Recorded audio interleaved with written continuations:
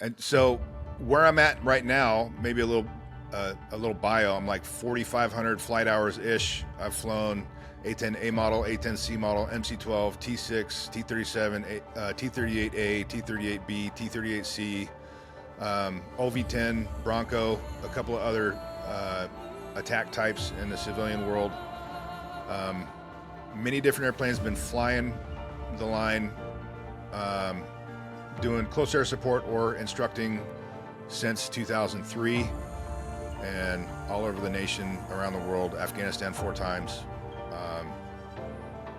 299 combat missions with 1 combat support mission. Couldn't have got one more. So close. Deployments around, flying the airplanes around the world for deployments. Pretty awesome stuff coming from the guy that had a chance to go bad just as much as I had a chance to get where I'm at. Tower, Delaware Station is release to you, runway 4 left, wind 040 at 5, clear for takeoff. Seats high, altimeter 0 eyes, we're clear for takeoff, clear for the airspace. Viper check 2. My burn ramp curve was at 354. So yeah, that's on. Next picture, 16, 15,000, Viper 1 target. Snapper, welcome to the podcast, man. Thanks for having me, man. This is cool. It is. It's been a while. And again, we were kind of joking beforehand. It's like, I think we're closer to 20 years of knowing each other than we're further away from it. So getting old, man. You are. Yeah. Yeah, I think it was 2008 when I went to Columbus and was an instructor there. And you were one of my undergraduate pilot training students, and then FAPed, and I was your flight commander when you were a FAPE. Is that right? Yeah. Well, I flew my first formation flight in the T6 with you, which was nice. Probably just eye-watering. I'm sure you remembered it. I didn't remember it, so. Yeah, no. We didn't hit anything, but gosh, I was really working up there. It took me a while to figure it out, but yeah, man, time flies. And then I do remember, I don't know if you remember this, when I was a FAPE, we had like TS, like top secret level, even though there's nothing secret there, shredders. Do you remember this? Like it turns it into dust. And I remember you bought this like Chevy 3500 dually custom built and super nice truck. And so we decided to fill the back of it with as much of that shredded paper material, which had to be like 5 or 6 bags. Yeah. And then here's the thing. I did it in the morning. So when I went flying later that afternoon and I'm like hitting initial into the brake, look down in the parking lot and I can ID your truck and you're moving it. And now, like, as I go around the pattern again, I can see you just roaming the aisles for my truck to then dump all that shredded paper in the back of my truck. So... And then you left. I'm very glad that happened because that was like a repeat. My truck had been shredded before, and I think I may have told the story, which gave the FAPEs the idea. I was always giving the FAPE shit, man. No, it's good, and rightfully so. It's like the punks of the squadron, the F&Gs. They need it. They need that lifeblood. And that's the thing, pilot training. You don't have many fighter guys. And I think to this day, like so, you were in that squadron. Custer, as a Viper guy, was in that squadron. And maybe one other guy, and that was about it, right? Yeah, and I think that's still kind of the same deal, which is a problem set, I think, to this day, getting young guys and gals exposed to kind of what the fighter world is, because you're only surrounded by heavies, which not that there's anything wrong with that, but... It's just different. Yeah, and you're like, well, if you want to go see the world, go fly a C-17 or a KC-135 or something. So, when you're young, you're just getting exposed to that, and you're just here like, being a fighter pilot's... Yeah. Man, those were good times. Those are good times. Man. Time flies when you're having fun. Well, let's jump into it. I'd like to kick it off. Tell me a little bit about what got you interested in flying, where are you from, what started this whole thing for you? Right on, man. Born in 1978. I'm 47, born in Portland, Oregon area. So easy, everybody. It wasn't like that then.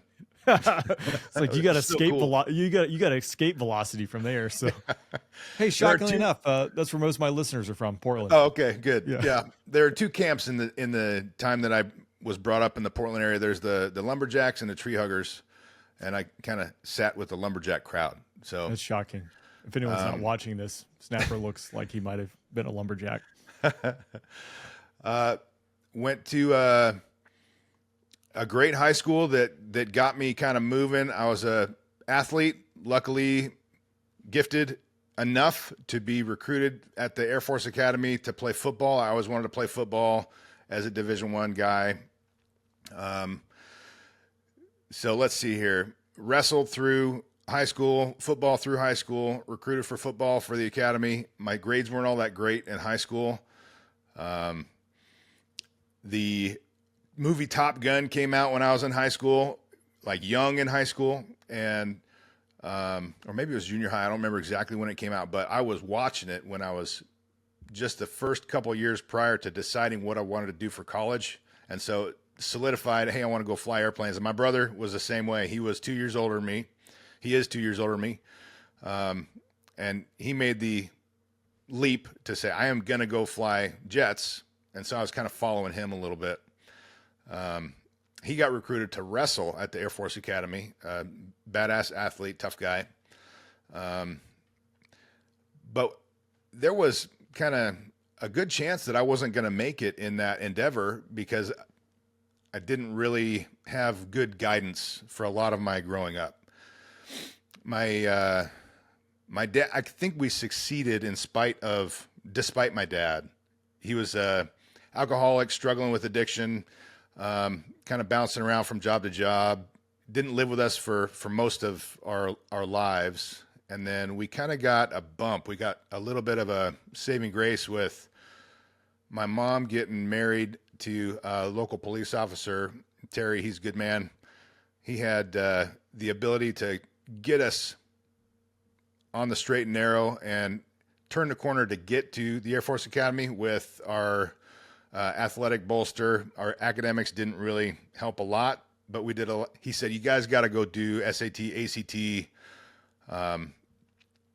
And so we tested well, but we weren't diligent in our studies. We were focused on athletics. Yeah. So I know the story is kind of a little bit bouncing around, but one of the key elements that made me get ready to join the Air Force, the decision had been made. We applied, we were accepted for our athletics, but mentally I wasn't really primed for success, I think, until I experienced one of the big events in life. And I love my dad for who he is. He's given me something that's very special. And a lot of the success that I've had is counter to his example. I'll just say that. Okay. It's going to sound bad to my dad. He's still alive. He's going to hear this. I love you, Dad. This is good. He was one day very intoxicated. It was after high school. I was after practice or whatever. I'm just got the news that I was accepted to the Air Force Academy. The apartment that he lives at is right across the street from a lake. We go out and hang out at the dock once in a while, and he's exceptionally intoxicated this day and decides that he's I'm not sure, jealous about what I've accomplished and starts picking a fight with me. And how old were you at this time? I'm 17 years old. Okay. So he's like, you think you're special? You think you're something? And I'm like, I don't know what you're talking about. This isn't something I brought up. He pushes me into the water multiple times. So like on the third time he pushes me off the dock into the water, I'm like, all right, I'm not going to let you throw me in the water anymore. And so he tries it again. And I had been letting him, threw him in the water. And here's the turning point for my life at this moment. He was unable to swim. He went to the bottom of the water. And so I'm up there on the dock, having been embarrassed multiple times for him showing up at events, being intoxicated and stuff. He was a great example of what not to be as a dad for a lot of ways. He always loved me, but the implementation was lacking. So I sat there on the dock and I go, holy shit, I got to make this decision right now. This is going by real fast. Yeah. And so I decided this is the person I'm going to be. I'm going to save my dad. I'm going to go get him out of the water, give him a hug, tell him I love him, and I'm going to go away. And I'm never going to look to him again for acceptance, advice, guidance, whatever. I'm going to be my own man, and I'm going to make shit happen on my own. I'm not going to look for him anymore. So I feel like that moment, I had been hoping that he would turn around and become something that was of value to me in guiding and being a mentor. And that was the last straw. And I decided that I was going to do my own thing and make my own decisions and do good on my own, become my own man. That was a big deal. So that set me up for some success and being a little bit more hardened, going through some of the struggles as basic training, going through the Air Force and that type of thing. So that was a big deal. I mean, go ahead. Yeah, I would like to ask a couple questions about that. And even looking back, the fork in the road that experience had to be, the fact that you chose, hey, I'm going to go make something of myself, I'm going to do it on my own, versus you go down the other path, which is, I don't know if it's like not necessarily poor, pitiful me, but being a young guy, a teenage guy, you can quickly see how you could have easily fallen into doing bad things, going down become a victim because of this. Yeah. Yeah. So, I mean, I guess, do you think there's anything in particular that drove you just like, hey, I'm going to go win and I'm going to do it on my own. Like, what, I mean, that's just psyche or influence. What do you think? I got to attribute a lot of that to how my mom always talked me up. She was always very positive and supportive. And I had just had a huge win getting a letter in the mail from the Air Force Academy that I was accepted. They gave me a call. They gave me a letter and a call, and they said, hey, we can't take you right to the academy. We got to send you to the prep school because your grades suck. But it'll be like a redshirt year for football anyway, so it'll be good. So I was riding high on that win. And, when he was trying to turn it around and make it about, when my dad was trying to turn it around and make it about him being insulted or whatever, I just wasn't going to take it. I was still. Did this fight start because of that letter? Yeah, I think so. I think he was just so high on pills and alcohol and stuff that he took it as an insult because I had surpassed what he had done with his own life. I mean, that's the only thing I can think of. I don't know what was in his mind. I don't think he knows.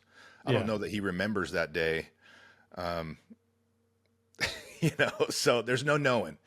But it did create a break in my destiny, I think, where I became my own man. Yeah. I mean, obviously it's a terrible thing you had to go through that, but having that experience obviously fueled you probably for the rest, to where you are today and everything you did in between now and then. Until the next thing. But yeah. Until the next thing. Good story now, yeah. Yeah. So the short of it is, okay, that's solidified my mentality. I'm going to go succeed. And then for a few years, things get, they're naturally succeeding. They're naturally happening for me. Get accepted, go to the academy, playing football. I kind of get hurt a lot playing football. That falters. I don't meet the goals that I had in being a starter in Division I football. I was a practice player. I never got on the varsity field. I played a lot of JV and I got a lot of injuries. So that's the football story. Just a real short one. JV guy got hurt a lot. That's it for football. One bullet point on the resume. Hey, it's on the resume. Yep. But academics and stuff I'm making it happen at the Air Force Academy. My brother graduates in 1998. He's a Western Athletic Conference champion wrestler from the academy and goes to Columbus for pilot training. And here's the next big fork in the road that made me who I am today. This was huge, bigger than the thing with my dad. In September 99, he was at Columbus at his solo party, partying it up with everybody in the UPT class. He was highly ranked in the UPT class. He chose to drink a bunch and then drive his motorcycle home and didn't make it home. He crashed on the way home. He got a severe brain injury. We got called up, weren't sure if he was going to live or die. He was in a coma for about 6 months. So found not in the line of duty, separated from the Air Force. He was on his way to be a fighter pilot, and he's 2 years older than me. And he was, by the time he went to pilot training, he and I we were able to communicate without talking. We were as close as you can be as brothers. He had finally developed respect for me after what I had gone through, because growing up, he was always a bully. Yeah. My ass and not being nice to me and totally disrespectful. And, and by the time this is happening, the last 4 or 5 years or so of things had been so smooth that we had both gotten complacent and became a little bit excess in our partying. So kind of starting to walk the line down the path that my dad had, being irresponsible with drinking. So I'm still a junior at the Air Force Academy, and I'm like 4 beers into it on a Friday night, and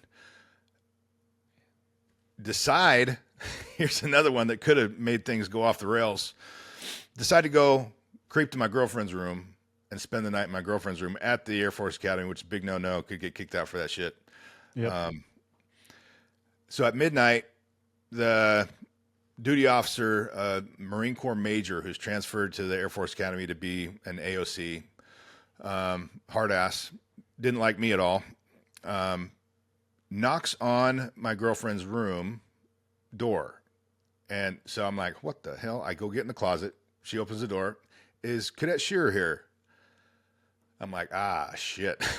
Yeah, here we So go. I'm drunk, hiding in a closet in my girlfriend's room at the academy. Get out. He says, your brother's been in an accident. You need to come with me, get on the phone, call your mom. So I'm drunk, and my brother's just been in a drunk driving accident solo, no other vehicles involved. He was the only one hurt. He just missed a corner 100 yards from his house. Dang. So I get the info from his classmates.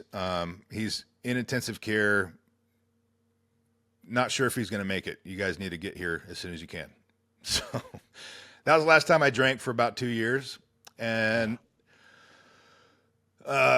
if anything in the world's ever going to set you straight and get you focused and play your cards right, it's that sort of level of loss and tragedy. That was the most difficult and painful thing I ever went through in my life, going there and sitting in the intensive care hospital, figuring out if he was going to live, going through his personal effects, figuring out how to move forward from he's going to be a fighter pilot to him being someone who's going to need 24-hour care for the rest of his life. And so, and that's where we're at right now. He never did walk or talk normally again after the accident, and he's been under the care of someone. He now lives adjacent to my mom's house in Oregon, under her care, and she's watched over him for the last 26 years. Damn. Massive tragedy, and without that event, I would have continued to take things for granted and continued to be flippant about my effort and my focus. I ended up dialing in and saying, I will not fail. I will give laser focus and every effort that I've got to succeed and become an A-10 pilot. And that was steeled into my resolve as a junior at the Air Force Academy. So from that point, it was focus, and nobody was going to get in my way. I was lucky. I mean, just because I feel like I'm totally focused and steel my resolve, that doesn't mean there's an A-10 available. So get to pilot training, and I buy a motorcycle and decide that I'm going to ride that to UPT every day to show the bosses. Everybody's kind of raising an eyebrow to me, that a sheer boy can do it right. So I kind of always kind of pressing things a little bit. It's my personality, I guess. So No, say it ain't so. So rode the motorcycle to work at UPT, and found out that my flight commander at assignment night found an A-10 for me from a adjacent class drop. Took one from the next class for me. I was going to be a F-16 pilot for about up until about 30 minutes prior to assignment drop. Yeah, it could have been great for you. Could have been great. Oh well. Could have been. Oh well. Then I would have been like you, man, fucking frosting my tips of my hair and driving BMWs around and shit. I'm no Eagle driver. That's an Eagle thing. Oh. Man. Yeah. And you went, obviously you went through Columbus. And I Yep. assume when you showed up there, and obviously your name was known, and there's probably guys who they knew the story. Oh yeah. Yep. So I asked to go to Columbus. I was assigned to Moody, and I'm like, no, send me to Columbus because I'm going to do this right. And I'm going to make sure everybody knows it. So, yeah. Man. So those were the two big, crazy events that got me to where I was as a person when I started A-10 training. That's a lot, Snapper. Nobody really knows that. I mean, no, nobody knows that. Yeah, I didn't know that. That's obviously life defining in multiple avenues and multiple ways for multiple people. Yeah. And Yeah, I mean, I could sit down and talk with folks who have family members of brain injury patients for hours about the ins and outs of this process that's happened over the last 20 years. So that's been a big impact in my life overall. My mom's a saint for taking care of this for so long. She's never really had an opportunity to do her own thing and be free to travel, do whatever she wants. She's always got to take care of him. I don't want to go into that too much more, but I mean, yeah, this was something that I really don't talk about in my professional life, and interesting that I felt the need to bring it up this time, but now everybody knows. Well, as we were kind of talking beforehand too, I think the podcast piece, there's things of it I really enjoy. I enjoy talking to people. I enjoy hearing stories. I enjoy capturing history. I think those are all important pieces.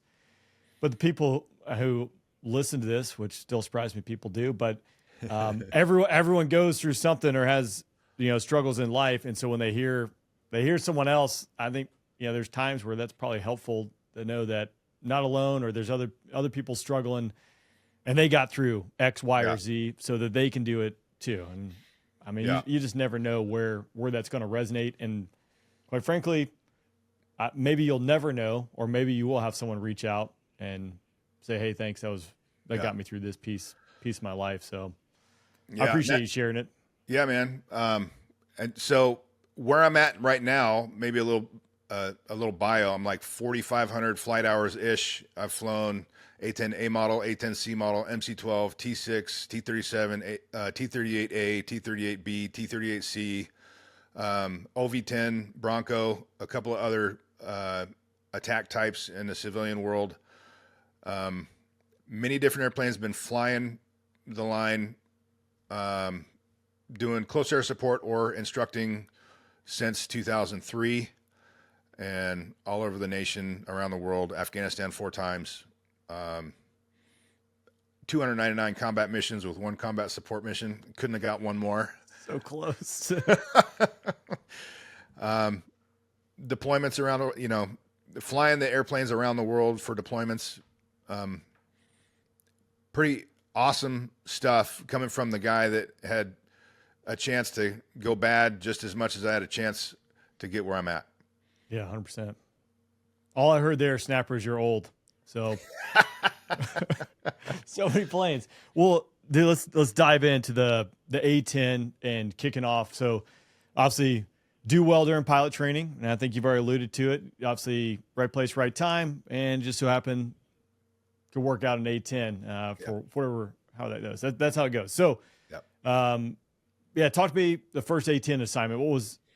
That was 2003. So, I mean, Iraqi Freedom was going. Enduring Freedom was, all these things were kind of ramping up. So what was that first assignment like? First assignment, I graduated my A-10 training course. 04 ABD was the class. Best class ever to go through. Davis Monthan Air Force Base. We had the Hog Wild van. We popped that video out. Yeah, I think it's a YouTube video. It might have been like one of the first videos on YouTube. Yeah, that was produced on my computer in my living room. Yep. All right, I got to make a note. I got to go find that. That's got to be out there somewhere still. Yep. first assignment was the 354th Fighter Squadron. This shirt that I'm wearing right now, squadron commander was Martha McSally, former senator. We deployed to Afghanistan in 0405. And I learned a few things there. Not a whole lot of action for me there. There was a lot of learning to be had. Let's see. What do you want to hear about the first deployments? Because I could go on for. I mean, where do I direct my stories here? It's wherever you want to go with it. It's okay. Follow your heart. There's right. no wrong answer with it. I mean, I'm interested. I think one in like the 04, 05 time frame. Like I think back, and now it's like now you're having to think it's like 20 years ago, but things were really, I still think, really ramping up in Afghanistan, and then Iraq obviously had kicked off. You know, it was really hot and heavy, and then like a little bit, hey, we won. Again, I want to find the mission accomplished banner. Whoever has that in their bar in their house, you know, like George Bush on the aircraft carrier, and then obviously the insurgency kicked off in Iraq, and yeah. Okay, so 2004, 2005, we were. I'll just say philosophically, I realized as a young captain, or I was a first lieutenant at that time, that it was kind of a tenuous reason for us to still be there in 2005 after the Taliban had been very well decimated up to that point. Flying A-10s, doing what did they call it? Election support, or we would fly low level around the entirety of Afghanistan within small arms fire range, putting ourselves at risk so that more people would see us and feel supported and safe to go out to cast their ballot. I don't know how that did that. I don't know how flying low in A-10s is going to, swell the heartstrings of the locals. I mean, if a Russian airplane flew over my house, I wouldn't be like, yeah, let's go to the ballots. Right. So that's what we were doing. And good idea. After we had a couple of airplanes come back with bullet holes in them, we stopped doing that. Took a while though. So the thrust there was the counterinsurgency. We're developing our new tactics for counterinsurgency there. We're kind of in the middle of this self-licking ice cream cone. Our presence there is creating fights, which is creating casualties, which is creating, work for the A-10s. We go do close air support. We go do a combat search and rescue for a downed helicopter. We go do the things that need to be done because we're there, and none of that stuff would happen if we weren't there. So it develops itself. Kind of an interesting fact about that era. And this continued on forever. Sidebar. This is the piece I think would be interesting, because I didn't have this realization until much later in life. But like OIR, Operation Inherent Resolve, ISIS, dude, this is the point where they were manning checkpoints. They were marching down the road together. Turns out not a great thing to do if you don't own the skies, is to gather in mass. So after a bunch of them just departed the fix via kinetic strikes, they realized, oh, maybe we shouldn't man checkpoints. We'll put prisoners at checkpoints. Maybe we shouldn't march around. So then you start thinking like, man, you just want to get in the fight. Teeth are sharp, fangs are through the floor. And then you're like, kind of like, what are we doing here? And then you're like, yeah, well, like, I don't know. If someone dropped the bomb on my neighbor, maybe the guy's a jerk, but now you piss me off because you've shown, I mean, it's like this thing just like the cycle just goes and goes and goes, let alone like the thought of like, really, what are we doing here? And then are they really bad? Like, how do we know this guy's bad? Yeah. At this point, what is the probability of any of these motherfuckers in Afghanistan having any impact on a single person CONUS ever in their lifetime? What's the probability? It's pretty low. Yep. Big old, and we just generated this big old machine to. Yeah. And I felt in 2004, 2005 that we were there to pay the DFAC workers. That contract was kind of the driving force behind why we were in Afghanistan in 2005. Lots of money to bring steak night to Bagram. Yeah. Surf and turf night. Yeah, it was good. I mean, I enjoyed it. I don't know. Going to Bagram, there's like one guy, man. He had the 1,000-yard stare, and you're like, The ice cream dude. yeah, it's like this thing is gonna be. This is full of poison. It's full of rat poison right now. Oh man, there were. I can't blame him. 3 different deployments. I met the same ice cream dude that had like one hand, and he would serve you up the ice cream. 1,000-yard stare. I mean, you could not. It was like bets to get this dude to smile. Nope, nothing. Oh man, sorry, I digress. We can did go down that rabbit hole, but yeah, we hubcapped a little bit there. Yeah, it'll happen. Yeah, so yeah, this time, all right, you're doing some work supporting. Yeah. I think this is the purple finger, purple thumb election time frame. Yes, exactly. Yeah. Yep. So we got a new president elected for Afghanistan, and anyways, that's not important. The progression of A-10 operations, that one is kind of cool for me. 2004 first deployment to my last deployment being 2014.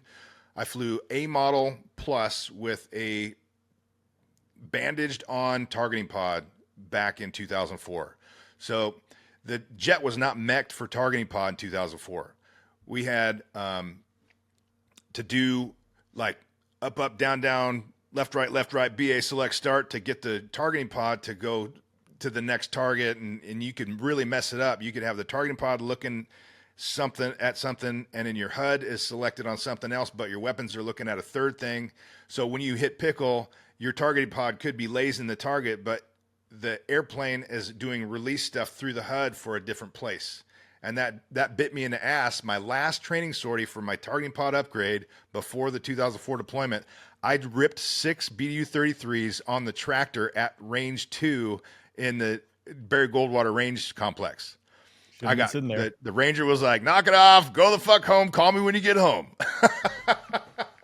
That's awesome. So guess what? The next thing that I get to do that's going to be doing that delivery is GBU-12 real world Afghanistan friendlies are close. So I'm like sucking seat cushion like a big dog. I'm like, I better get these switches right. Dude.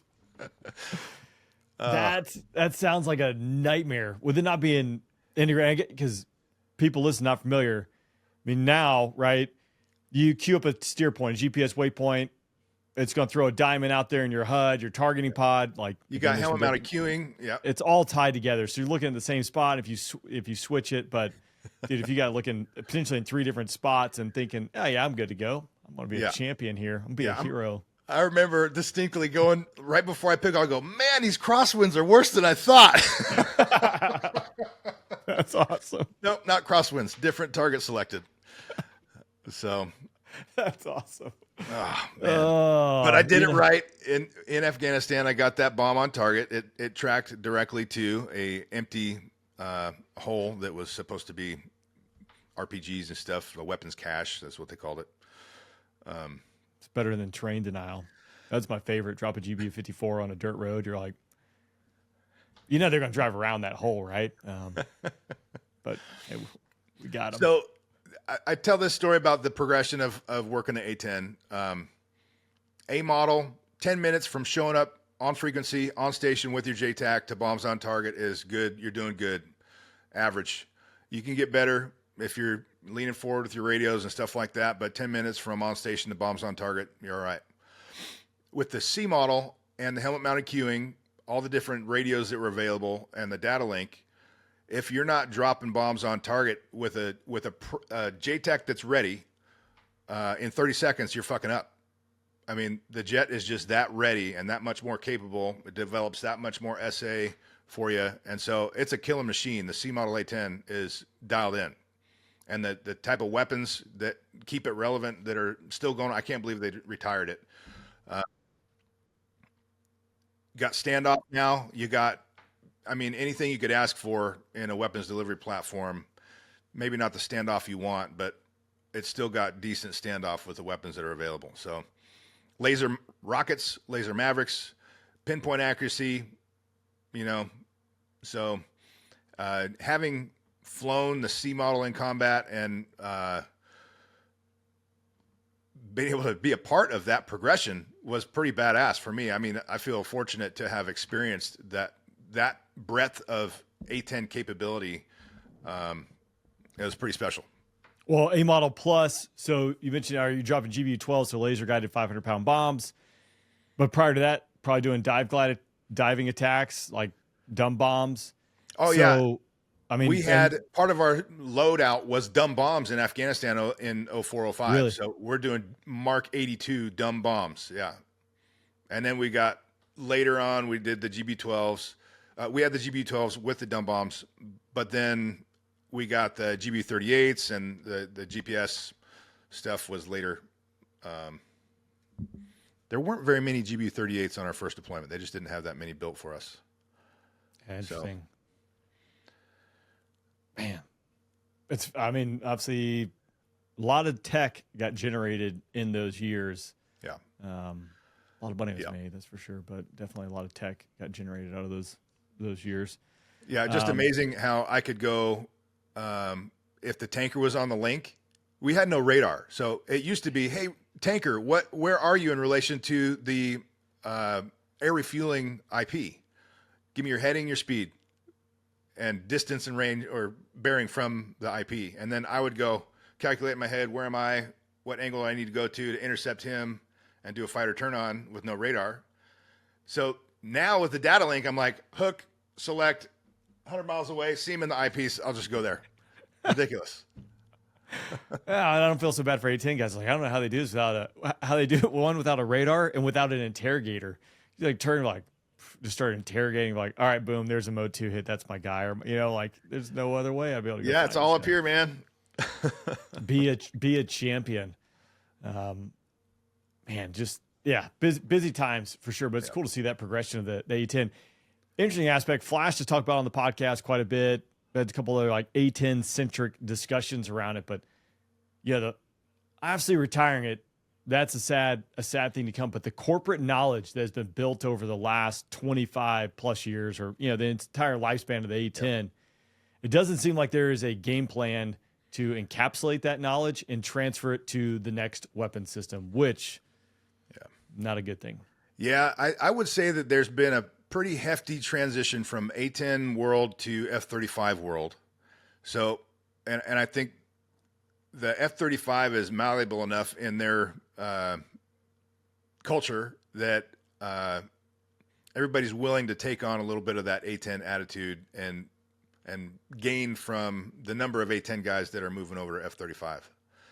So I'm not fully disheartened at this point that we're going to lose everything, but we do atrophy a whole aspect of that attitude and the ground party centric approach to tactics when you go and dilute it with all the F-35 additional. It's like a F-16 jack of all trades, master of none type of approach. Yep. And with that high end tech stuff, you only got so much time to get in the vault and study and get good at certain things. So there will be a detriment. And that little air tractor is not going to close the gap. Sorry. You don't say. It does seem interesting, the air tractor. I mean, a low cost option, decent loiter time, but like very small and unique mission sets.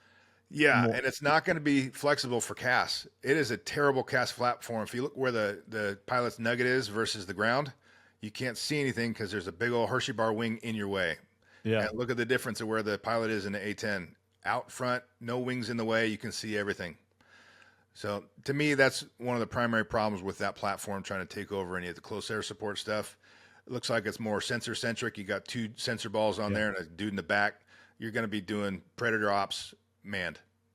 Yeah, and you did the MC-12 thing. I did the MC-12 thing. Yep. It's kind of obviously a kinetic capable version of that, like more or less. Like, MC-12, you're looking at a little peephole more or less. There's not great visibility. Yeah. You're just relying on the FMV feed or this. MC-12, you got no pilot CAS capability at all. There's no look at the ground.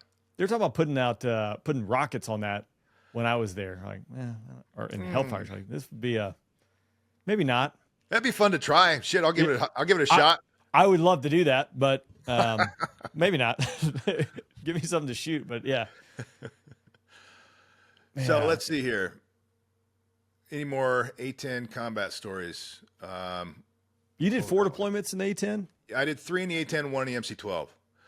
Okay. So yeah, the last one, it was a 0405 A-10 A model, 2010 MC-12, 1213 A-10C model with the Bulldogs again, back to the 354th, and then 2014 for most of 2014 as a singleton deployer, working at wing plans and programs for General Grace Kelly at Bagram. He was the Bagram commander, and flying with the 303rd, the KC Hogs. Those guys were just an amazing group of guys. A lot of experience there. So flew with them a couple times a week to support the A-10 mission. What, out of all that, are there any sorties in combat or, in that stick out in your mind of either like, oh shit, or hey, that went really well, we saved the day, or I wish I had done that differently? I never had a great save the day, like, if I was getting overrun and me and the boys went out there and wrecked shop and killed a lot of bad guys. And there was... That's a good thing, by the way. Yeah, there was one that it was danger close, and my wingman had a malfunction, and it ended up being me doing a bunch of gun runs and rockets on my own, danger close for a convoy. That one was pretty crazy. But the one that I think that has stuck with me that's worth telling in this format is my airborne assassin thing. The one that stuck with me and kind of shaped my philosophy on do I want my kids to go do the same thing I did type of stuff. When you're flying around in Afghanistan, you're doing on-call close air support, XCAS. So you're tasked to be ready when somebody wants to go shoot something or blow something up. And I was tasked on this particular day to hit a high-value, time-sensitive target. I was, interestingly, one of the things that happens in the A-10C model is it's so comm capable that you would get the same message from 5 motherfuckers. Like, you've responded to the first guy loud and clear, I'm on my way, I'm doing it, and then you get this guy and this guy and this guy and this guy on a different pathway into your cockpit.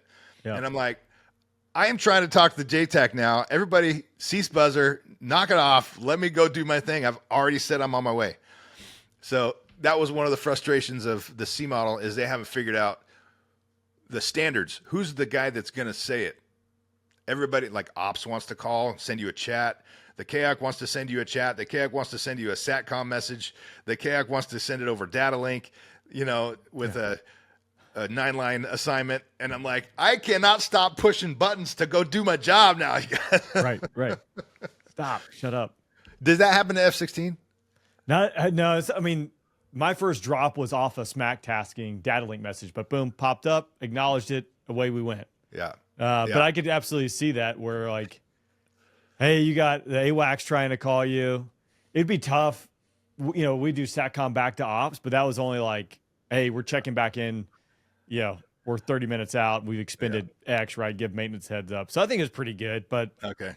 Yeah, I could see it. I was like usually you're doing it and then, hey, why don't we make fun of AWACS here? Why not? Right. But that's like, they're 15 minutes late to the fight. You're like, hey man, yeah, I've already got this. So yeah. I could see that, but yeah. So anyways, I get, tasked you guys got more radios. Like how you got like 5 radios. Yeah. Okay. We got 2. I mean, you can switch what you're on, but so like, yeah. Limited. 2 ARC 210s that are multi-mode, I think, and SATCOM and a VHF and FM. Yeah. So yeah, just one ARC 210 for the old C model. Maybe it's changed since left, but you gotta pick them up. I might be a little bit off. Hey, whenever I say anything that's wrong, guys, the last time I flew an A-10 was 10 years ago, so relax. Rain's an idiot. We got 9 ARC 210s now. We can do whatever we want. Like, well, not my day. So yeah. Even if my day was not what I just said it was, I didn't do that intentional. Also valid. Also valid. Yeah, hubcapped again. Back at it. I get tasked to go investigate. I guess the decision hasn't been made yet, but they think they've located a high-value target. And as I'm getting closer, it's developing where I get more data that they've decided to accept. I'm not going to use technical terms here, so I'm not approaching problem comms here, but they've decided to accept a higher level of civilian casualties in this strike.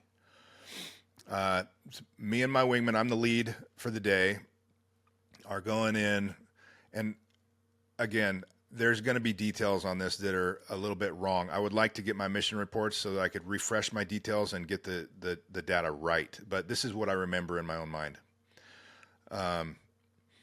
They have ISR in the stack that has not burned the target. The target is collecting with his family and a couple of bodyguards under a tree next to this building. I've found the place. I'm offset. I'm getting data from the JTAC, and we hear a go, and it's plus a big number. Well, it's +9. So it's this guy +9 is acceptable. And I'm like, all right, I got the target in sight, and I'm talking real time with whoever's controlling this thing. I'm not sure if it's a smaller level, lower level JTAC, or if it's like a CO in a TOC that's running this. I don't know if it's a fusion cell, but the nearest friendlies are 70 clicks. It's in some northeast Afghanistan valley that is of no consequence to anyone. But they've located this guy. They go +9 on SIBCAS, and the word is go. And the word go happens when we split tankers, and I'm on board. I'm the guy. So 2 has gone to the tanker to refuel. So I'm doing gun run, and I do 2 passes. I put about 500 rounds of HEI on this group of people sitting around underneath a tree eating lunch. And then they're like, good hits. I need BDA. So we loiter. I go get gas. I come back, and the whole village has come out. And so now I'm watching them take all the bodies out. So I'm counting the bodies, and we got 13, 14, 15, 16 bodies coming out. They're supposed to, their culture has kind of a requirement to bury people same day.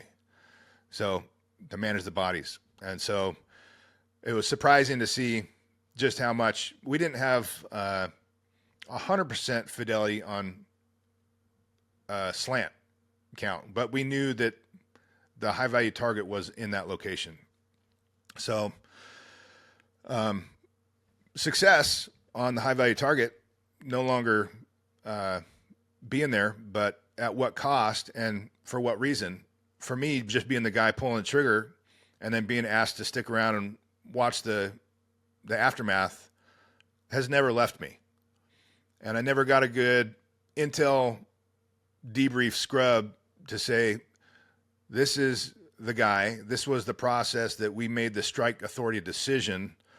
And there's no way that I've been put at ease countering the thought that maybe it was some special operations group or some big green group that has just been bored lately and needs some action, because there was nothing going on. And for me to go out and do this for a time sensitive thing, I've got no background. So I call that one the airborne assassin role, because it was just like, I'm going to do what I'm asked. I'm here to do my job. I'm going to do it the best I can. I'm going to execute the tactics that I've been taught. I'm going to use the tool that is now available by my hand to execute a lawful order from the people who are telling me what to do. I've got to do that. I'm not going to say I would do it differently again if I had it to do again next time. But at some point, I hope that there's a way to clear the air for guys like me. I know there's a bunch of guys that executed airborne assassin stuff, especially Predator Reaper guys in a container. You know, they have no insight. They probably have more insight because they've got kind of a static Intel Fusion setup in there. But what was the buildup? What's the Intel pathway? What was the chain of knowledge that got this strike to happen where I got one bad guy and 12 or 13 friends and family? You know, I don't know. I'd like to see if there's a Freedom of Information Act pathway for us to declassify mission reports and develop an understanding of some of the buildup to a lot of these missions. And I think that may be available. Maybe it's not. If there's no pathway, maybe we could build one. It would be interesting to see. It obviously, I think, would lend to a can of worms. I've wondered that myself. I'm sure everyone kind of have done the stuff we've done.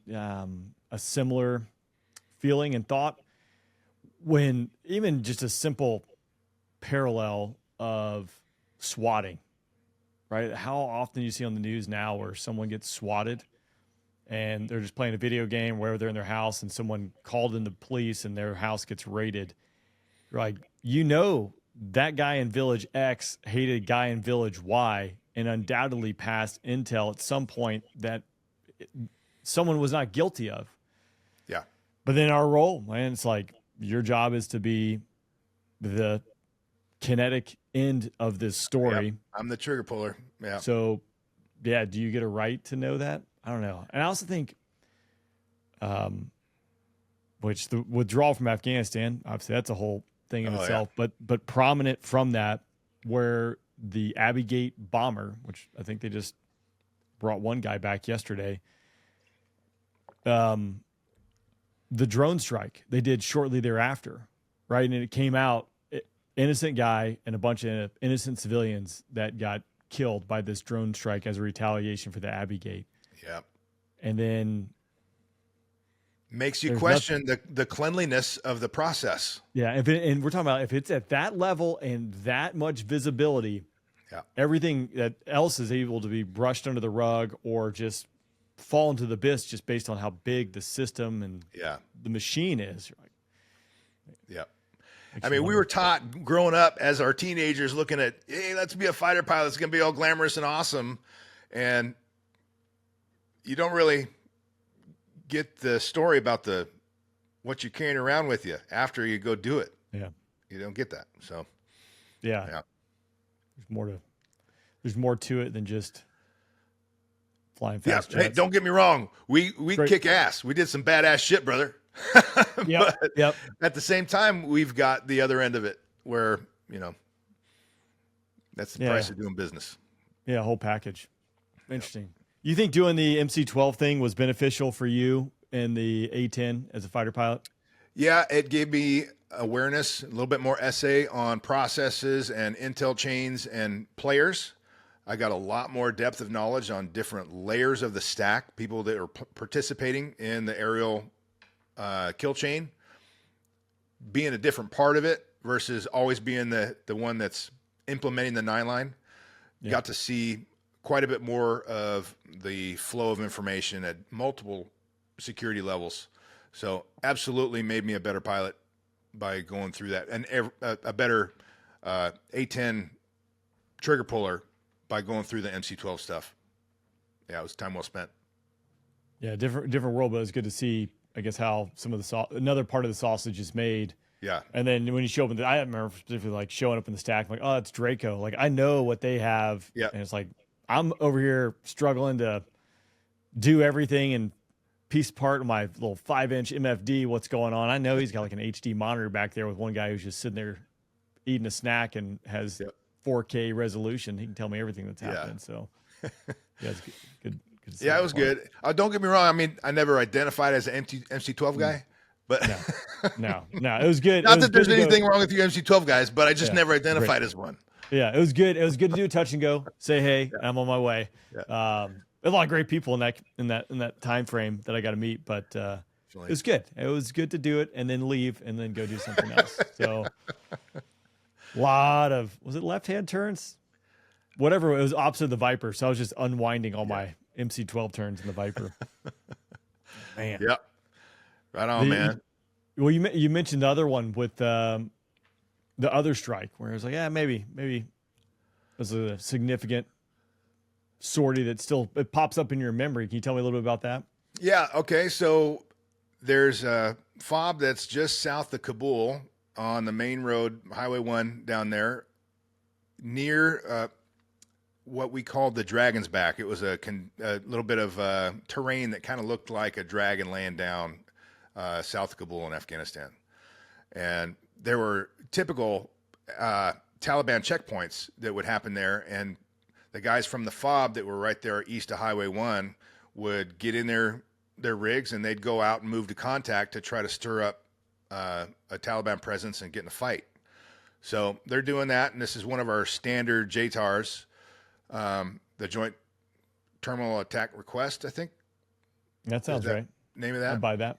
The Army sends up a request for air support for doing their day-to-day operations. So they want air cover for this movement to contact, and they do it a couple times a week.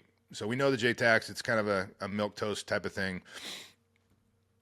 Anyways, the movement to contact actually turns out to bring contact. So they're getting pot shots from a tree line into their convoy. It's effective. It's hitting the vehicles, but everybody's inside. So they start calling out 9 line, and it's danger close stuff because they're right on either side of these trees. They're going down the road. And so I'm going to go mark first. I'm not going to shoot the gun first. I'm going to mark first and have the JTAC give me a correction off the Willie Pete marks. So I roll in with Willie Pete. Number 2 rolls in with gun off of the correction from the JTAC. And when this is my 4th deployment with the 303rd. So I've got one of the 303rd pilots on my wing. I'm the flight lead for the day. It's daytime, and it's a regular JTAC in the convoy with the good comm on the radio with me. He goes in, pulls the trigger. A-10 has 2 detents on the gun trigger. So precision attitude control is engaged when you go into the first detent. So you pull the trigger, first detent, the airplane is going to fix the ground to what's under the gun cross to what's under it on the ground. So it's going to move the flight controls to keep that thing going as you go down the chute. Second detent, the barrels start rolling and out comes the bullets. So when he goes into pack 2 on this pass, he has a whole bunch of things go wrong with the airplane. His precision attitude control quits working. He loses a generator. He loses a bunch of avionics, and he's still got his finger on the trigger. So the bullets from danger close range have now stopped being precision guided by precision attitude control and start spitting all over the way. He pulls probably 100 rounds after the malfunction. Not that I would have done anything different. I'm not calling him out on this at all. Yeah. I'm looking at this happen, and he says, "Hey, I got this error going on." I'm like looking at the bullet impacts, and I'm like waiting for the next radio call, man. I'm like, holy shit, dude, what happened? He's like, "I got this going on. I can't even tell what's going on with the jet. What is wrong?" I'm like, "Climb, get out of my way." So get him above me in the stack. I come back around and the JTAC calls up, "Hey, that was good hits. Let's do another one." I'm like, I'm glad that happened. Better lucky than good, man. Yeah. So danger close inside. We're probably 45, 50 meters at the time from the origin that they were calling out for the bad guys to where their nearest friendly was. We were not shooting at that close of a range yet, but that was our target call out. We were kind of stepping into that tree line by doing the Willie Pete first and the first pass. So pretty nerve-wracking watching that gun kind of go crazy. The rest of that mission, I clear him off. He goes home, and there's no backup. So I've got to manage the data flow and the targeting on my own with no backup for the remainder. So I end up doing a couple more Willie Pete runs just to verify the discussion. I'm doing some gun runs there. One of the things that I need to do is verify the target. So the JTAC sends comm that he's going to mark the target with smoke. So they've got those M206 grenade launchers on their M4s or whatever. And so they put a smoke canister in there and pop, I think it was green smoke. And again, I've told this story before and it's on the record. So I'm probably changing the colors of the smoke and it's not intentional. We get it. It's everybody. He's getting older, right? Yeah. It happens. I'm getting older. Yeah. So he marks with this grenade launcher and I'm like, all right, tally smoke, rolling in, visual friendlies, cleared hot. So I shoot the smoke, good hits. Come back and they are continuing to move, and he tasks another guy in the convoy to do the marking for the next one because he's out of the way. He can't mark well. So this time it's yellow smoke, and I roll in on the next one, and something ain't right. Something is not right. So I come off dry and I clarify. Well, the guy that was tasked to do the marking misunderstood the intent, and he marked his own position with yellow smoke. So I'm very thankful that the hair stood up on the back of my neck with no mutual support, and I decided to stay dry on that pass and wait for another sentence or two of clarifying comm. And he came back and said, yeah, he marked his own. He popped a canister, just a handheld, and marked his own position. So it's good to flying the A-10 is good to be able to see things, but when it's a moving convoy through, a road that's got trees on either side, it's not 100%. I did not have, every single bad guy. You can't really see their personal body. You can't see them. It's where you're too far away. I could see vehicles, but not all of them at all the different angles because of the tree lines. So I see that smoke and I'm like, that's not tracking with what I'm thinking.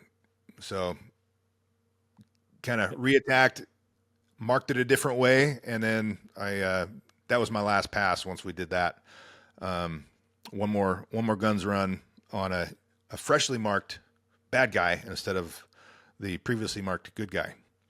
Man, that one stuck with me.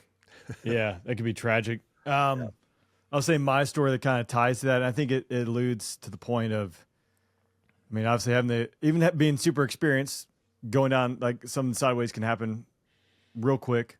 But SA is, I guess, the gift you give yourself, or listen to the hairs, or, listen to that inner voice when the hairs in the back of your neck stand up.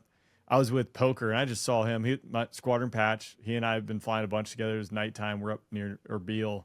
And we're watching it was like 12, 15, I don't know, I think ish, ISIS dudes who are just loading up boats and floating them across the river to this other dock and just going back and forth. And you can see weapons and stuff. Yeah. There's a new ground force commander, Poker. He's like, dude, just give me type 3 control and we'll just destroy all these guys, right? Like, nope. They just want one bomb. And it was a riverbank, from the targeting pod, what looks like, it was a significant hill that went down from where they were loading, maybe like, I don't know, 15, 20 feet, but it dropped down into the river. So they're having to work back, and there's a tree line, and they were just all in this tree line right up against the river as they were moving through it. So you're like, we can wipe off the tree line and then problem solved. Like, no, we just want one bomb, and it's going to be bomb on coordinate. So we had to wait. I go off to the tanker, and I'm just listening, get the coordinates. I jam it in my system, and I'm coming back. Poker is swung out, set in strike posture. He's out like 15 miles or whatever he's doing. And I come back into the wheel, and I'm like, dude, do these guys move? Like, I'm looking, I don't know. Again, you don't have the necessary map I'm like, we're miles away from where we were, and I'm looking at a farmhouse right now. And Poker obviously aborts, starts talking to the JTAC, and the JTAC like, oh, my bad. I swapped 2 numbers, But you're like, I don't know, maybe that bomb would have hit outside the fence or what, it probably been a non-factor other than the fact we dropped the bomb in the wrong spot. But you're like, dude, if you just let us generate our own bomb on target, man, go bomb on target. And just like, we could have solved all these problems, but it's like, no, we want to have control over this. And like, also the coordinate that they ended up giving us, like it dropped on top of the hill. So like it did nothing. If you miss, you really miss. Yeah. So whatever. But again, I guess listen to the spidey senses. Yeah. Speaking of missing your target, some news came out today about Korea. Big surprise. I spent a year in Korea. A ROCAF F-16 dropped 8 Mark 82 lives outside of the range when they were doing an exercise jointly with the United States. Blew up some houses and injured some people. I have not been on the news today. I'm pulling that up right now. It did injure people? Yeah. They didn't say that anybody died, but there were 15 injured from live Mark 82s, 6 of them from a Viper. So when I showed up to Shaw, we might or might not have had someone sling, BLE 50s. That's 500-pound, right? Yeah. So diving attack. It's better that they don't explode. Better they don't explode, and then miles off the range. Yeah. Into the wetlands, like nothing was there. Yeah, so a couple winds there. It went into the swamp. Also, they were concrete, not into a That's neighborhood. That's like the inadvertent pickle on the safe escape. Like you're up 20 degrees nose high at 450 knots. I think that's what this was at Shaw. It's like there's another squadron. I think I heard about that one. So, all right, South Koreans KF-16s actually discharged 8 bombs on a village on Thursday. Ooh. Whoops. Yeah. Yikes. Call Tell you what you don't want, building. Snapper. You do not want that. No. Oh. Yeah. 2. Okay, it says 2. Yeah. All right, we'll have to dig more into that, but that's that had to be 2 airplanes on the same target, right? You don't carry 8. Yeah, I mean. So lots of messing up going on for that one. Yeah, that's gonna be a long debrief. We're gonna have to. We're gonna have to get a sandwich. It's gonna be a long debrief. Get some more chalk out here so we can chalk this one up. Yeah, yikes! I think it's probably got. Yeah, let's see the picture. I'm sure it's a great picture. It's actually South Korean jets. It looks like. I was like, I figured it'd be. Yeah, who knows, man. Well, hey, good segue there. Things you don't want to happen for $500, please. Ugh. Yeah. Well, we digress. Dude, that's big news. That's not what you want. Yeah. I mean, your story dovetailed right into it, so I had to. Yeah, it was perfect. In fact, actually, so your episode is going to release right after Teddy's episode in April. So when people are listening to this, they can timestamp it. The news article came out 12 hours ago for that, but he is actually the Viper driver, and it's on CCTV. He punched out in Korea. So a lot of things going on, but that's the one that he coming down the rice paddy. So maybe people have listened to his episode if they haven't. Copy. I didn't think about a time delay release. Sorry, bud. Yeah, no, it's, Snapper, these are the things that when you get into podcasting, you just don't think about. But here we are, it's the land of first world problems. So some people will hear this sooner, and, I am trainable, so lesson learned. Now it's good. We can do some. Yeah, we'll break this out, pop it out sooner rather than later. All right, so let's jump into the transition out of the A-10 because I think we talked about still a lot of story left, man. Yeah. You did not finish up at DM and retire. You ended up going to Randolph, kind of back into the white jet world, which a little bit what you're doing now, but slightly different. So yeah, it's actually exactly the same thing. So got done with A-10 world and I came out to Randolph as a T-38 pit instructor for my last 5 years of active duty. I was passed over for lieutenant colonel, but offered a bonus. So I took the bonus and they then gave me a PCS to Randolph that put me within 24 months of retirement, when I was eligible for another VML. That's lots of different letter soup for all you non-military folks, but turns out I stayed in place for 5 years. All that stuff means they paid me extra money for no reason to stay in as a major for the Air Force, offered me a bonus that was a silly offer. I was already had an assignment, and the timing was going to let me sunset for 5 years, flying T-38s at Pitt. That's what I did. Retired as a major. That for free. Or you done? Yeah, normal pay. Yeah. Retired at 20. They offered me to stay in to 26 years of aviation service. Would have been plus 8 more years as an active duty major. Like, that's not a good idea. No thanks. Hey, we have some good deals coming down the pipeline. Who can we pick and send to go do this good deal? Yeah. Snapper. How about the 20-year major who's still got 4 years left of service commitment? Oh my God. No, thank you. He's not on anyone's game plan. So yeah, we'll just hose him. Yeah. Yeah. So good choice, my friend. Yeah. Decided not to take that, but I did get the retirement at 2020, and then good timing there too. Hired in to a company called Blue Air Training, doing close air support contract flying for JTAC pipeline and JTAC training across the country. So filling the squares required to keep JTACs current and qualified to go deploy and execute the mission downrange. The company Blue Air Training got me a OV-10 Bronco qualification. I flew that for them for a little bit. A couple of other airplane types that were capable of shooting bullets and dropping bombs off of airplanes day and night time. We were NVG. We had IR pointers, all that stuff. So we were across the country doing legit stuff as civilians on the contract. It was fun. It was all training. It wasn't actual mercenary stuff, but we were keeping the JTACs qualified. Hey, I hear there might be some frogfoot mercenary work available. Should you be interested in flying a Soviet era? I think somebody's gonna. Yeah, I've heard about that. I'll just say that. Yeah. So if you're interested, yeah, we'll see. By the time this comes out, maybe that'll be announced. I might already be somewhere else by the time this comes. I don't know. I'm getting old though, so. Yeah, it's funny how fast the text chains go, I suppose. Yeah. Everyone's like, what are they talking about? I don't even know. Yeah. So Blue Air Training, and then you end up you're back at Randolph, right? Are you doing this? And then my second year of the contract gig, I got a call from my former squadron commander at the 560th. That's the T-38 Pitt Squadron. He said, we're doing civilian GS pilots, and you need to put your name in, because I would just current qualified not too long ago.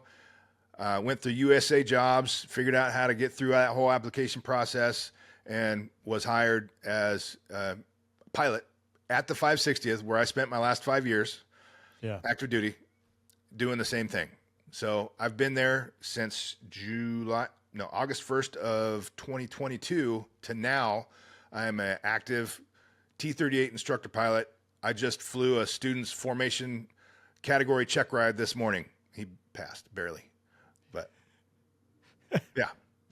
Dude, you are the closest person I've talked to pilot training and things that are going on in probably the last year and a half. I had Motor Riley on. Motor's probably been 2 years when he was working UPT 2.5 next, whatever we were calling it now. Again, I guess we're just back to UPT, but dude, it's a completely different beast than it was 5 years ago, and definitely 10 years plus. Yeah. What is going on? I'm wondering who's steering the ship. There is so much change. There's so much going on. We should have had, are we good? Yes. While you do this is non-standard for one of these podcasts, but since I have you here, I just saw a post yesterday in the CAF Fighter page. So I'm going to pull this up. I want to hear what you have to say, but it definitely, it seemed very interesting with the direction things were going. And because basically there's no feedback or like, hey, guys are getting through the B course. We're good, right? So sorry, I digress. But yeah, we don't have good direction on commander's intent for what the product should be coming through UPT or PIT. We don't know what that T7 integration is going to look like. What's the training product supposed to look like?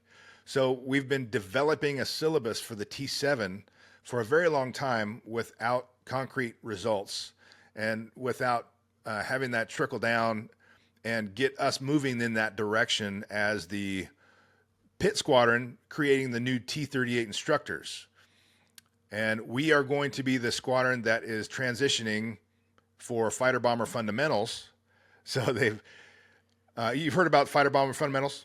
So no, because this is part of this post too. And actually right here, fighter bomber fundamentals in 21 was General Brown's push to close IFF and push that training back to the pilot training squadrons. So no, we let's just back up here. Okay. Yeah, we're right in the middle of this. Yeah. So paint the picture, I guess, in detail, kind of like what's transition from what was to where we're going now, absent anybody. Outsider looking in, we're trying to cut as much as humanly possible and get as many bodies through the pipeline. Yep. And dump it on a CAF squadron, Combat Air Forces Squadron, Bomber Squadron, Mobility Air Force Squadron, whatever it might be, and they have to kind of deal with it. I saw it a little bit at Shaw. We're like, hey, we're not doing tanker and air refueling in the B course. They'll get that in the CAF unit. No big deal, right? But no instructor pilot in the CAF squadron teaches aerial refueling like a B course instructor. It's like, and then also there's just not the capacity. So I digress. So this is has to go all the way back to General Quast for ATC. Do you remember him? Okay. Yep. So this is a couple of ATC commanders ago where we did the UPT 2.5, UPT next, go fast, break stuff, change everything, paradigm shift, create new structure, go fast, and we'll fix it later type of stuff. We had that big push to have the semi-simulator ITD trainers and stuff integrated into our new syllabus, and trying to use VR goggles and all these other types of things to remove flying training out of the pipeline to make it more quick, get people through training quicker. And we've tried to do this for many, many years. So that's the fundamental ask that has driven all this crap, and then has been complicated by our acquisition of the T7 being delayed and not getting a good signal on how do we want to produce our students. What do you need a student to look like when he graduates a T7 training program? So those things are shaping what's been pushed to the units that are executing training. The delay is every year we go down the line, we're still 2 years away from an implementation for the T7 replacement. Let's see. We tried to get less flying training by doing ITDs, by doing those mini simulators. Turns out we have to keep the same number of flying hours in the system than were there before. Some general slapped the table and said, IFF's going away. So that became, this is the problem with the Air Force, that became, we must remove IFF from the pipeline. So now we have to call it something else. We have to call it Fighter Bomber Fundamentals. Guess what? It's IFF. Right. We need to remove IFF squadrons and make the pipeline, the undergraduate specialized pipeline, go to Fighter Bomber Fundamentals after your initial T6 thing. And they're talking about getting rid of the T6 as well. That's neither here nor there right now. But so the 560th is a pilot instructor training squadron. We are co-located at Randolph with the IFF squadron, the 435th. We are going to combine those squadrons now. In the next year, our game plan is to combine those squadrons to become the FBF squadron. All those T-38 pit instructors are going to be the transition pilots doing the same syllabuses that we are currently executing. And then the tactical portion of Fighter Bomber Fundamentals will be the IFF syllabus with the IFF instructors. It's just changed the name because we couldn't back out of this decree that was someone slapped the table and said, you will get rid of IFF. That training still needs to happen, and it will. It's just going to be called something different. And it doesn't change how much hours it takes to make a fucking fighter pilot. Yeah. I mean, this seems like insanity. So, Carpon, if there is someone who has, I don't know, who wants to talk about this, that's in this decision-making process, I'm more than willing to have them on the podcast because, I'm all about efficiency. I mean, who wouldn't be, right? So that's kind of a dumb statement, but yeah, all about efficiency. We can leverage technology to do things better and smarter. Why not? That seems smart, right? I mean, I go with if you could do the 3D goggles instead of a paper trainer for chair flying, I would think that's probably better. I'm the chief of innovation for my squadron, dude. I am the guy that is posting the 360 goggle content. I'm managing the 360 goggles. I'm putting our academic missions into video form. I'm videotaping them and hanging them on something that's accessible for all of our students to get while they're at home instead of having it. So I'm trying to innovate into this next new world and be efficient with their time, present stuff the best way we can, as long as it's value added. Yeah. But some of the decisions that were made that are driving the policy and the implementation here were just ones that could not be backed out from. And it's caused a lot of problems. And that's my take on it. That's not necessarily. Well, and I know it's probably ties back to pools of money and funding, right? And it's like, hey, the ship sailed, it's etched in stone, and you can't undo it. So, I mean, common sense wise, you're like, just stop doing that. But and you can't turn it around. Interesting. Yeah, this is what just kind of reading this post. I mean, a lot of things you just hit on there. It seems, and then too, the general theme from it would be, well, guys are graduating, so obviously the product that you're delivering out of pilot training must be good enough. But I feel like that's too, is like, as pilots, and probably most people in the Air Force, like, you always want to do well, military in general, right? So like, you're going to make it happen. You're going to do the little bit extra and pick up the slack when something, isn't going right. So you just do it on the backs of your people, but you can only do that for so long, where it's like, the machine's not really working. It's only being held together by bubble gum and duct tape because no one wants to fail, right? But at some point, like, we're not setting ourselves up for success. Yeah. Interesting. I wonder if the fighter bomber fundamentals, so again, that was 2021 with General Brown to close, according to this post. I'm assuming that was a money thing or a timeline thing, but still, if you cut out 40 hours IFF, where are you going to get that? There's probably going to be guys that are above me in the chain that are pissed off that I say this, but to me, the feeling I got from the discussions with that general you just referenced on this decision to go to fighter bomber fundamentals and get rid of IFF was a pet project, and it was because he said, slap the table, this will happen. Then there was no change in it. And I think that's the feeling that I've gotten at my level at the squadron, that's what's driving this. That's just because someone didn't want to change the mind. Yeah. Well, this would be interesting to dig in. We could do a whole other breakout series of this alone, because again, it's changed so much, right? Yeah. And it's just popping up. It's like NGAD, right? We're doing NGAD. Yeah. We got to pause it. Yeah, we're back on. Knock it off. We don't know where. Yeah. So. Yeah. Hey, since we're on a big blue bashing. Always welcome. I mean, so have you heard that we've gone to our big bosses are saying we've got to become resilient for like our networks going down or power outages, or that's like a top level emphasis item right now. And I'm going to go ahead and say it. We have been foisted with this electronic ORM requirement. You must log in to a network system to accomplish your ORM for every flight.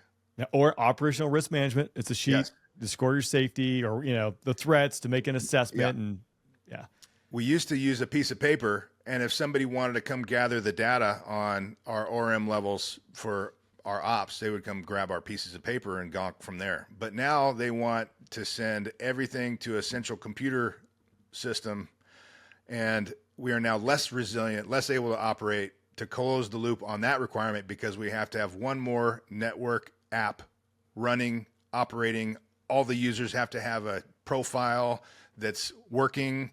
We just keep killing ourselves with little paper cuts. That's So this one, I got a real problem with.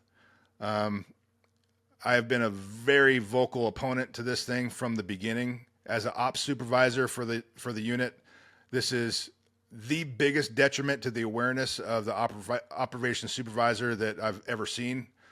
I've been doing this for a long time. This is I now know less about whose ORM is for what reason because of that interface than I've ever had on a piece of paper before. Piece of paper is easy. 2-second cross check. I know exactly what's going on. This thing, I got to log in. I got to go through multiple pages. I got to refresh. I got to ask the guys, hey, did you get it done? No? Okay. Well, now do a paper one. Tell me what's up. It's just a disaster, dumpster fire. You do remember that the first chief technology officer of the Air Force quit like after 60 days. I don't know if it was 60. It was he didn't make it to the year point, I don't think, because he was just like, you guys, it's so bad. And now I see it in my civilian job. Like the technology exists and the capability exists to get all the information, do what you need in efficient systems and processes. Like if you were going to have to lean 100% on technology, like you could do it. But there's no reason for us to do it here. But also the way the Air Force implements it and executes it, it's cumbersome. It doesn't work. It's logged and locked down. And it's like that system might work great and be super easy and pop up on your phone. And you're like, yeah, boom, I can see the highlights. But no, they've crushed the permissions. They've locked it down. And you got to go through the Air Force Wi-Fi to make it happen. Yeah. There's your other set of problems. So apologies to my bosses. They need to hear it. That up. They're either going to hear it here or they're going to hear it in the memes. The memes, I mean, that's the thing that I love about social media. It really is just open up a whole new interface of sport pitching that, if you're a boss and you don't see the meme pages, like it's a lot of truth there. Well, Rain, after this thing pops out, maybe you got a phone number of that truck driving school. It's like, it was all over. Do we want to talk about inspections yet? No. Okay. All right. It's like, what is going on around this place? It's going to be fine. Flying fighters is the best thing in the world. Dude, I got to kick the tires and light the fires this morning. Yeah. You can't really complain about that. Nope. I mean, we can. And if you didn't, I wouldn't trust you, but I like to bitch about the little stuff, but I'm still going to go out there and do the best I can and fly the best sortie I can and debrief to get better for tomorrow. Well, and that's the thing. If that's all you had to do and like, boom, you won the lottery. Yep. Be like a European nation or something. I don't know. But it's like when you deploy. It's like your only job is to do the mission. Boom, jackpot, man. Sign me up. You're getting huge at the gym or you're getting huge at the DFAC, brother. It's time to eat, gym, fly. Let's go eat again. Maybe do another workout, sleep, do it again. It's like, what else are you going to do? And then the other great thing about deployments, I realized, you're on go pills and no go pills. I mean, I couldn't sleep straight for 3 fucking years after my last deployment. when you do like the VA out and they like look at your go no go pill usage, it's like, what's wrong with this pill? This is just normal. Night train to day train, just swapping back and forth. It's fine. Yeah. Every 3 months I was swapping. Nothing to see here. Well, my last 2 years was crazy because I had a 6-month deployment, 6 months off, 6-month deployment. So in an 18-month period, I was gone for a year of that, and it was swapping back and forth day and night, and it took me a long time to recover my sleep after that last deployment. Yeah, you still might not be recovered. You might have you might have some. It's good. It's good. I'm fine now. Got a third eyeball out of all this and lost 10 years of your life. Well, Snapper, as we're getting close to the end here, I hope you hang around for the Airwas story.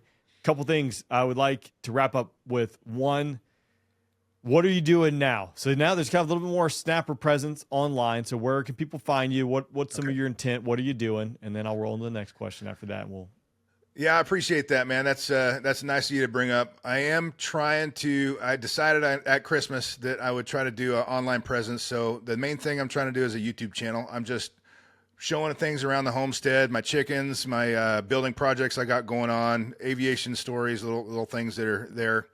So it's Snapperland on YouTube is my channel. I'm trying to do a little bit of Instagram, and just that means nothing. It's just making a presence on Instagram. And then I'm working on putting a website together. It's not live yet, but it'll be snapperlandliving.com. Should be happening soon. And I look forward to creating things that relate to the homestead, my kids, the animals, living well. And the intent is to create podcasts on there. One of them's going to be kind of aviation related, current events.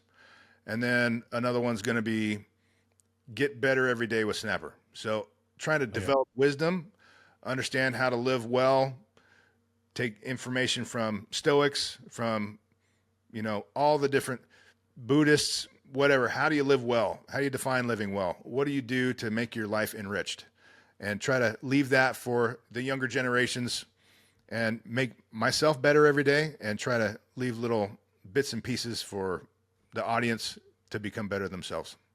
That's what I'm trying to do by being online now. So I appreciate you mentioning that. Yeah, I'll throw the links down below. I mean, social media is it's a double-edged sword. I will say, I'm just but at this point I'm over. But there's so much good that's come from it, and the connections I've made and people I've met through it that I would not have ever come in contact with. It's pretty awesome. It shrinks the world in that aspect if you can sift through the noise. And a lot of noise, man. Last couple months is when I started my presence really. And perfect timing. Man, I got to turn the comments off, dude. It's like immediate and continuous uninterrupted negativity out there. You got to watch out. Well, I tell you what, make a video on Chinese fighters or Russian fighters, really. And, the bots will find you. There's a lot of hate in their hearts out there. There's a lot of the bots have a lot of hate in their hearts. Dude, I was also too, have you ever seen something online, been so mad? You're like, I got to stop and make a comment about this. No, I just scroll past it, move on with my life. Yeah. I'm the person who just stops and just rage texting or commenting. You're like, dude, I don't think it's bots because I'll give you this one example here. I know we're going long. I bought a Cybertruck. I get middle fingers driving down the road because I'm driving a Cybertruck. I'm like, why do you got to go out of your way to make my day bad? I mean, I didn't do anything to you. It's just a vehicle. What's your problem? Calm down. But God, just imagine how miserable that person is. I know. That's when I turn around and look and like, I feel bad for him. I have empathy for him. If this is where you are in life, that, if you see something you just can't move along, that it just impacts you that much. Dude, I'm sorry. I'm growing, learning how to respond to stuff like that, having an online presence and getting better at it. There's going to be some growing pains, I'm sure, especially if there becomes a next order of magnitude number of people looking at my stuff. Yeah. But again, that's the thing. There's the ones who take the time to send you an email or whatever and appreciate, a conversation you have with someone or whatever you put out there. It's good. Right on, man. Hey, this has been awesome. Appreciate you having me on. Yeah. Is there anything I'm missing? Is there anything I should be asking before we jump into There I Was? Because again, I appreciate you hanging around for that. But no, man, I've gone about as freaking deep and broad as I could today. I'm getting tired. That was told some stories. Flew formation, a lot of talking. We hit on current events that won't be current by the time this comes out, but today, right now, late breaking, man. You hit me with that news. So, Snapper, man, it was good catching up. We'll have to do this again. Yes, sir. Hey, anytime. You just call me up. Awesome, brother. Cheers. Cheers. 15,000 and 100 some of that.